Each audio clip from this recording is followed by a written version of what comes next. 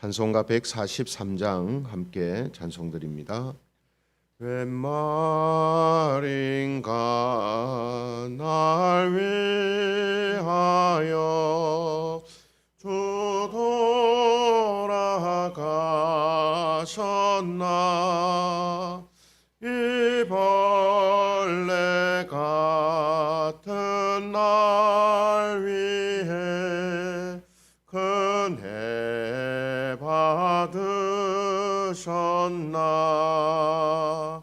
내 지은 죄 다 지시고 못 박히셨으니 웬일인가 웬 은행가 그 사랑 크셔라. 주 십자가 못 박힐 때 그 해도 비딜고 그 밝은 빛 가리워서 캄캄케 되었네. 나 십자가 대할 때에 그 일이 고마워. 내 얼굴 감히 못 들고 눈물 흘리도다. 늘 울어도 눈물로서 못 갚을 줄 알아. 몸밖에 드릴 것 없어 이 몸 바칩니다. 아멘.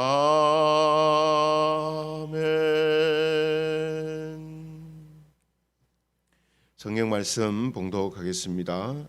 로마서 12장 1절 말씀을 봉독합니다. 로마서 12장 1절 말씀입니다. 말씀을 제가 봉독하겠습니다.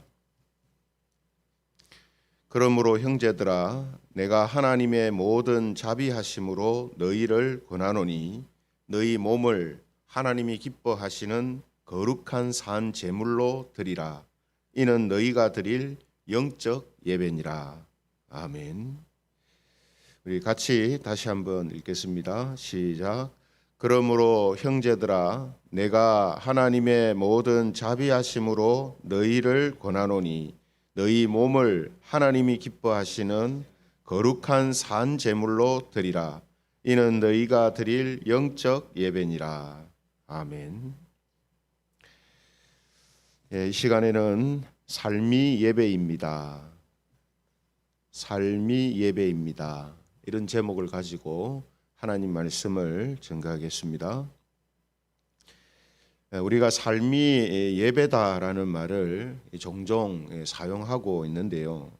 근본 우리 코로나 사태로 인해서 더더욱 좀 새롭게 다가오는 그런 메시지고 더 깊이 묵상해야 하는 진리다, 이렇게 말할 수 있습니다. 왜냐하면 코로나로 인해서 예배에 대한 개념을 다시 살피는 그런 계기가 되고 있기 때문이다라는 거죠. 그래서 성경을 보면 성경은 이 예배의 장소를 시작으로 해서 예배 대상, 예배 형태, 예배 방식 등 예배와 관련된 많은 것을 알려주고 있습니다.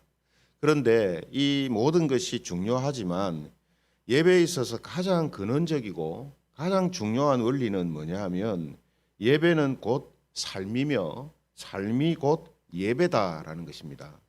그래서 오늘 이 시간에는 이 삶이 예배다라는 이 의미를 함께 살펴보겠습니다. 로마서 12장부터 마지막 16장까지는 기독교인이 이 땅에서 어떻게 살아야 하는가를 알려주는 이 기독교 윤리를 다루고 있다라고 했는데요. 이런 의미에서 로마서 12장 1절은 기독교 윤리의 대강령이자 기독교인의 삶의 표다 이렇게 말할 수가 있습니다. 그만큼 중요한 말씀이 되는 거죠. 그래서 12장 2절 이하의 말씀은 결국은 12장 1절을 구체적으로 설명하고 있는 것이다라고 말할 수 있습니다. 그죠? 왜 그렇습니까? 삶이 곧 예배다 했기 때문에 그 삶이 그러면 어떤 것이냐 하는 것을 12장 2절부터 설명을 쭉 지금 하고 있거든요. 그래서 그 말씀들이 결국은 12장 1절의 말씀을 구체적으로 상세하게 설명하고 있다라는 것입니다.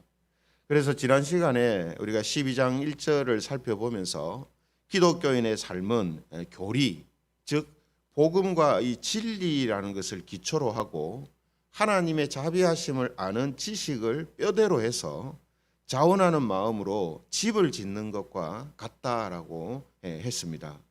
이처럼 우리가 이 말씀을 통해서 하나님의 자비하심을 알게 되면 자기의 모든 것을 하나님께 이제 드리게 됩니다.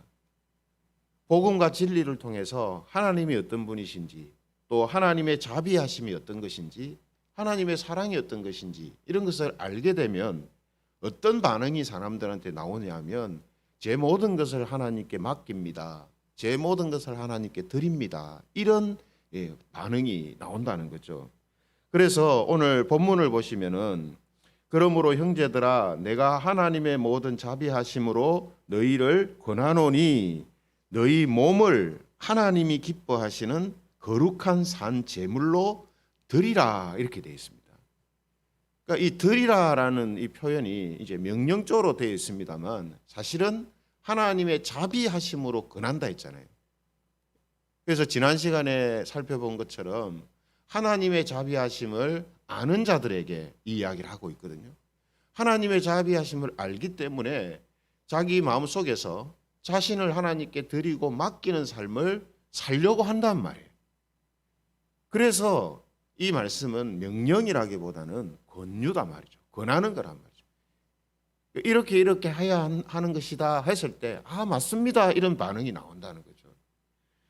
그래서 여기에서 하나님이 기뻐하시는 너희 몸을 하나님이 기뻐하시는 제물로 드리라 했잖아요. 그래서 여기에 하나님께 드리는 몸이라는 것은 우리 육신을 이제 말하는 것이 아니라 우리의 생명과 소유를 비롯해서 삶 전체를 의미하는 겁니다. 너희 몸을 했을 때 그 몸은 우리의 전부를 다 말하는 거예요. 그래서 이 말씀은 사람이 복음과 진리를 통해서 하나님에 대해서 알게 되고 하나님의 자비하심을 알게 되면 자연적으로 나오는 반응이 자기 자신만 아니라 자신의 모든 것을 아까워하지 않고 하나님께 자발적으로 드리고 맡기는 삶을 살게 된다라는 것을 보여주고 있는 것입니다. 그래서 성도들이 자기 자신과 자신이 가지고 있는 재능과 소유 이런 모든 것들을 하나님께 드리는 삶, 하나님께 맡기는 삶을 사는 이유가 여기에 있는 거예요. 성도들이 이렇게 살지 않습니까? 그죠? 자기의 삶을 하나님께 드리잖아요. 우리가 하나님께 드린다 하니까 뭔가 거창하고 특별한 일을 하는 것처럼 생각할 수 있는데 사실은 우리가 예수님을 믿고 그 예수님을 믿는 순간에 우리의 삶이 완전히 바뀌잖아요. 그동안 내 중심적으로 살다가 그죠? 이제는 하나님 중심적으로 삶이 완전 재편됩니다. 그래서 우리가 한 주를 살아가는 동안 예배에 참여하고 또 말씀을 읽고 기도하고 하는 이런 부분들이 우리의 삶을 완전히 바꿔놓거든요. 이런 것이 우리가 일반적으로 나타나는 성도들이 하나님께 자신의 모든 것을 맡기고 드리고 사는 삶을 사는 거라는 거거든요. 물론 또 특별하게 하나님께 뭔가를 드리고 맡기는 삶을 살 수도 있습니다. 그러나 모든 성도들이 다 이 말씀으로 사는 거예요. 하나님께 자기 자신의 모든 것을 맡기고 드리고 사는 거라는 거죠. 그리고 이어서 이 기독교인의 삶에 대한 또 중요한 원리를 가르쳐 주시는데요. 그 원리가 서두에 말씀드린 것처럼 기독교인의 이 삶이 곧 예배다라는 것입니다. 그래서 본문 하반절을 보시면요. 이는 너희가 드릴 영적 예배니라 이렇게 되어 있습니다. 뭐가요? 우리 몸을 즉 우리의 모든 것을 하나님께 드리고 맡기고 하나님의 뜻 가운데 내어주는 그런 삶을 살아가는 것이 바로 예배라는 거예요. 그래서 여기에 보면 영적 예배니라 했는데 이 다른 이제 성경 사본에 보면 이는 너희가 드릴 마땅한 예배니라 이렇게 돼 있어요. 그러니까 영적 예배니라 이거를 다른 사본에는 마땅한 예배라고 되어 있습니다. 왜 마땅하다고 합니까? 예, 앞서 설명드린 것처럼 하나님의 자비하심을 알게 되면 마땅히 자기 삶을 하나님께 드리는 삶을 살게 되기 때문에 마땅한 예배다 이렇게 또 표현을 하고 있는 것이죠. 그래서 이 두 가지 이제 의미를 합해 보면 하나님에 대하여서 하나님의 인자하심에 대해서 깨닫게 되면 기독교인들은 당연히 자기의 삶을 하나님께 드리게 되고 삶이 곧 하나님이 받으시는 예배가 되어서 살아간다 이렇게 말할 수가 있는 것입니다. 그러므로 성도 여러분, 삶이 곧 예배다 이런 이 말을 했는데 사실 우리가 삶이 예배다라는 이 말은요. 유대인들의 입장에서나 구약 시대의 정서로 보면 정말 생소하고 놀라운 말씀입니다. 지금 우리는 뭐 너무 일반적인 마음으로 편안하게 듣는 이야기지만 유대인들의 입장에서는 그렇지가 않아요. 왜 그렇습니까? 구약 시대는 어떤 시대입니까?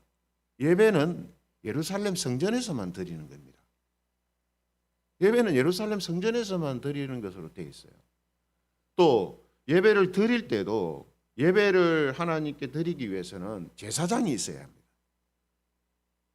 사람이 그냥 백성들이 자기 마음대로 예루살렘 성전에 들어가서 자기가 예배 드릴 수가 없어요. 제사장이 있어야 된단 말이죠.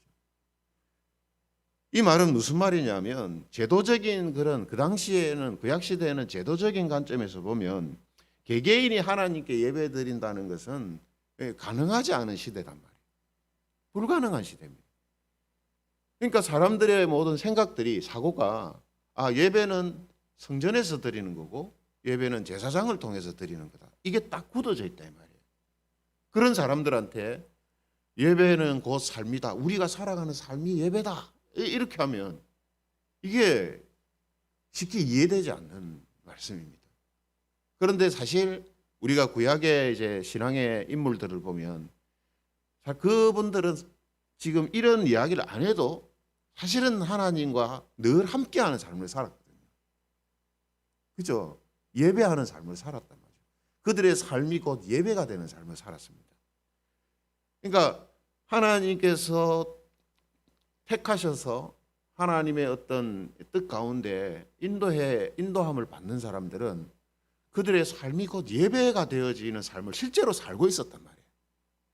그러나 시대적인 개념이나 제도적인 개념에서 보면 사람들이 하나님께 예배를 드린다는 것이 그렇게 개별적으로 드릴 수 있는 것이라고 생각할 수 없는 그런 시대였다는 겁니다. 그런데 오늘 본문은 바로 삶이 곧 예배다라고 지금 말씀하고 있다는 거죠. 그래서 구약 시대에 제도적으로 제약을 받던 이 두 부분이 예수님을 통해서 해결되었다라는 사실을 신약 성경은 우리에게 말해주고 있습니다. 그래서 고린도전서 6장 19절에 보면 이런 말씀이 있거든요. 고린도전서 6장 19절 너희 몸은 너희가 하나님께로부터 받은 바 너희 가운데 계신 성령의 전인 줄을 알지 못하느냐. 성령의 전이란 우리가 성령의 전이 됐다. 성전이 됐다는 말이거든요. 그러니까 우리가 예배를 드리는 어떤 장소가 됐다 이 말이죠. 그죠? 또 베드로전서 2장 9절에 보면 이런 말씀이 있습니다. 베드로전서 2장 9절 그러나 너희는 택하신 족속이요 왕 같은 제사장들이요. 우리를 제사장이 됐다라고 이야기하거든요. 그러니까 왜 이런 이야기를 하냐면 지금 우리가 다루고 있는 이 주제처럼 구약 시대는 예배라는 것을 한정된 장소 또 특정한 사람들을 통해서 드릴 수 있는 것이었는데 이제는 예수 그리스도를 통해서 그 일이 완전히 제도적으로도 다 새로 재편됐다. 예? 새롭게 되어졌다. 이것을 우리가 알아야 된다 하는 것을 우리에게 가르쳐 주기 위해서 이런 말씀을 이제 하고 있는 거거든요.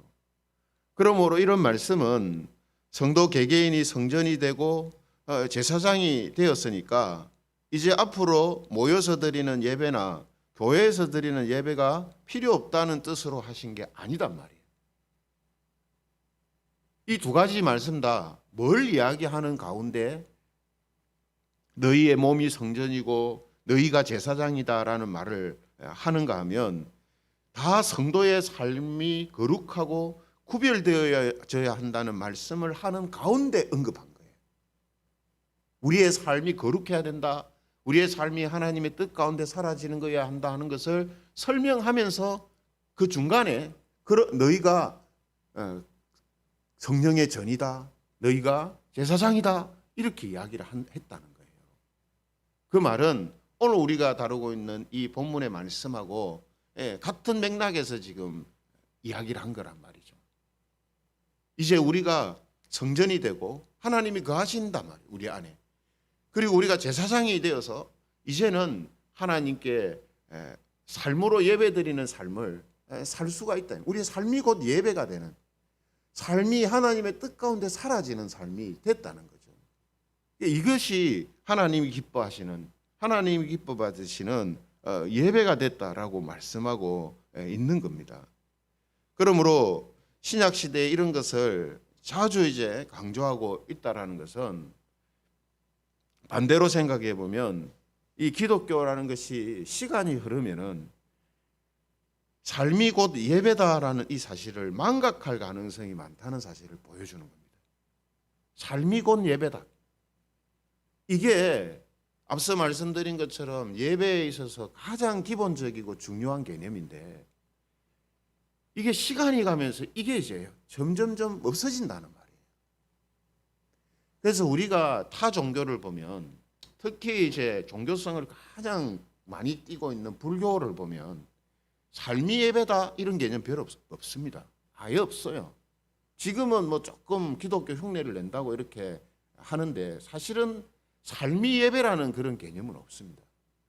그래서 불교는 1년에 한 번만 가도 돼요. 왜 그렇습니까? 한 번 나가는 그게 자기들한테는 예배고 제사거든요. 그럼 나머지 삶은 어떻게 사느냐? 그냥 자기 마음대로 살면 돼요, 그냥. 이게 사람들이 일반적으로 가지고 있는 이 종교성이거든요. 그런데 기독교도 시간이 가면 이런 현상이 나타난다는 거예요. 어떻게 합니까? 교회를 이제 자주 오는데도 교회 와서 드리는 예배만 예배라고 생각하고, 그죠? 이런 현상이 생긴다는 거죠. 중요한 것은 모이는 예배가 뭐 가치가 없다, 필요가 없다 이런 의미가 아니라 삶이 곧 예배다라는 이 부분도 분명히 우리에게 중요한 요소인데 이걸 망각한다는 거죠. 이런 제 맥락에서 보면 지금 코로나 사태로 인해서 모여서 드리는 예배가 제약을 이제 받게 되니까 이제 일부에서는 하는 이야기가 그동안 한국 기독교가 하나님을 믿고 섬기는 것이 아니라 교회를 믿고 섬기는 것을 신앙으로 생각했다는 것이 드러났다 이렇게 이제 말하는 사람들도 있거든요. 하나님을 믿고 섬겨야 되는데 교회를 믿고 섬기는 거예요.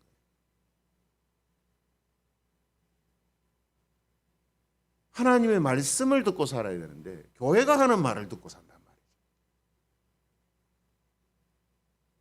이런 현상이 한국 교회 안에 있었다. 한국 교회가 그런 모습을 갖고 있었다라는 것이 드러났다 이렇게 이야기를 합니다.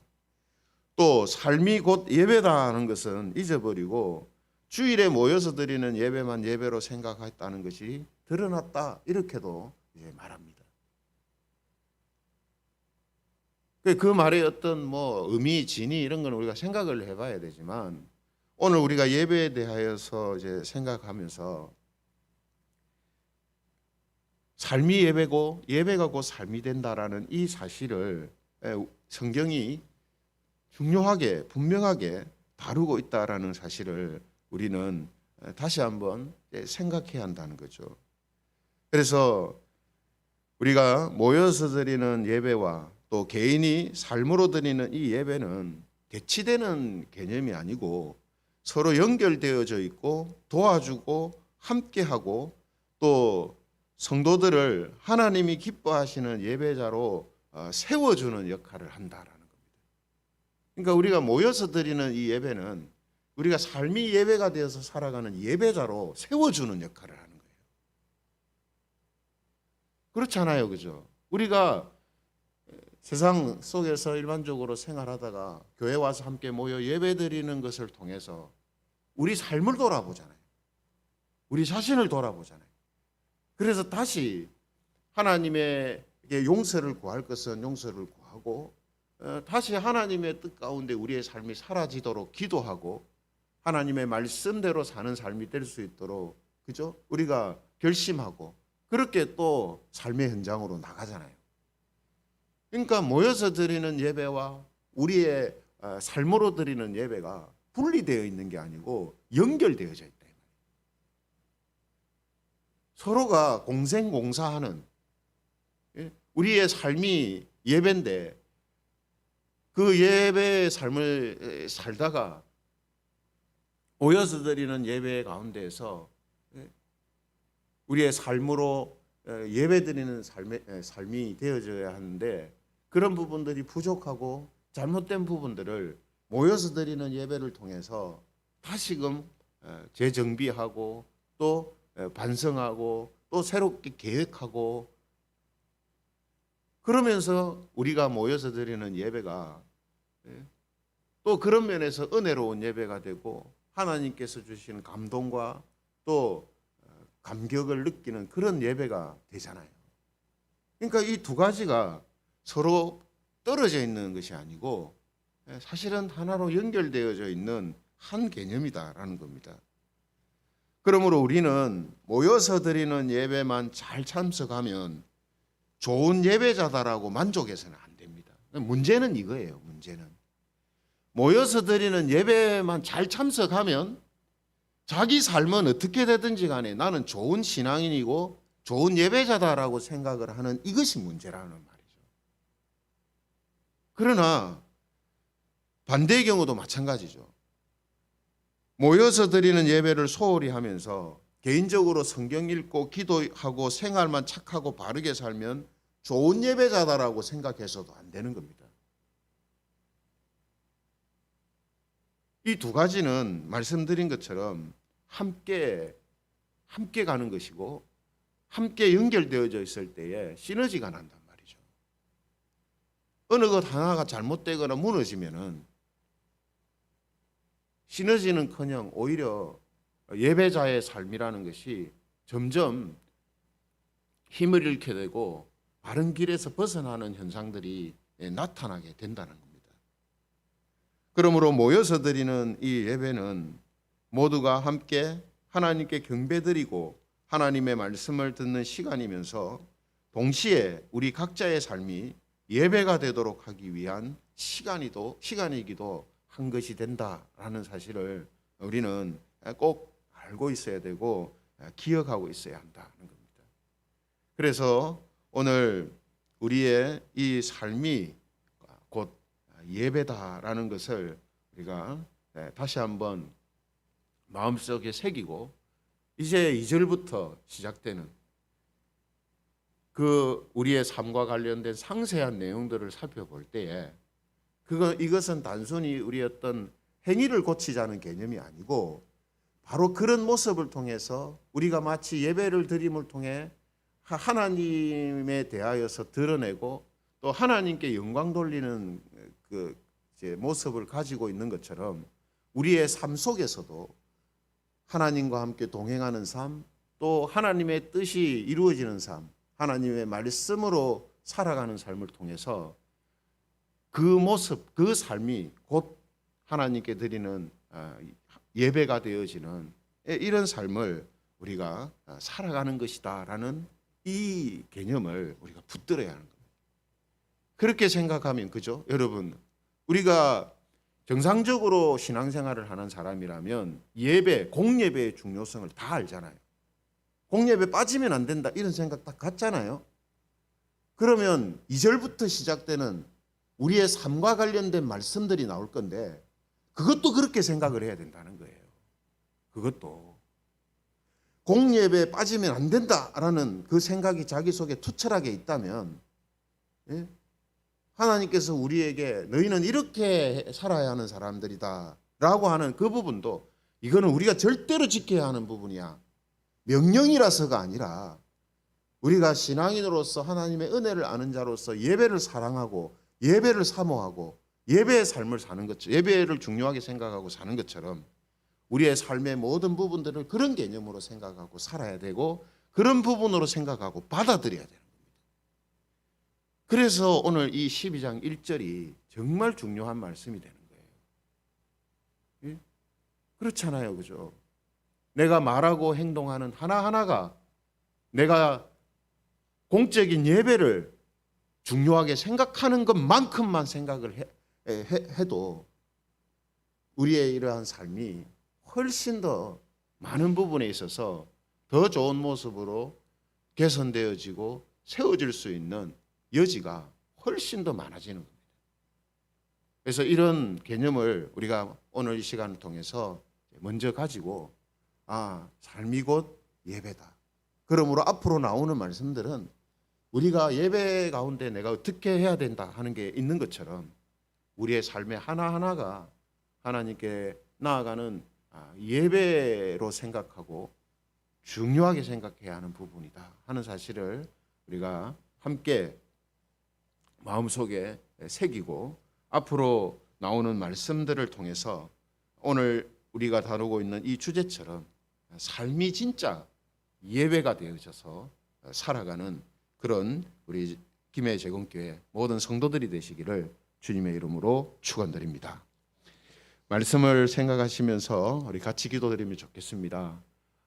그동안 예배가 삶이다 하는 말을 들었지만 그것이 그렇게 우리가 그 말씀이 가지고 있는 가치와 무게만큼 제대로 알고 또 그렇게 살고 있었는가 다시 한번 돌아보면서 오늘 정말 삶이 예배라는 이 의미가 우리의 삶 속에 그대로 이루어지게 하여 주시고 그로 인해서 하나님께서 기뻐하시는 예배자로 살아가는 그런 성도들이 되게 해달라고 우리 함께 통성으로 기도드리겠습니다. 하나님, 우리가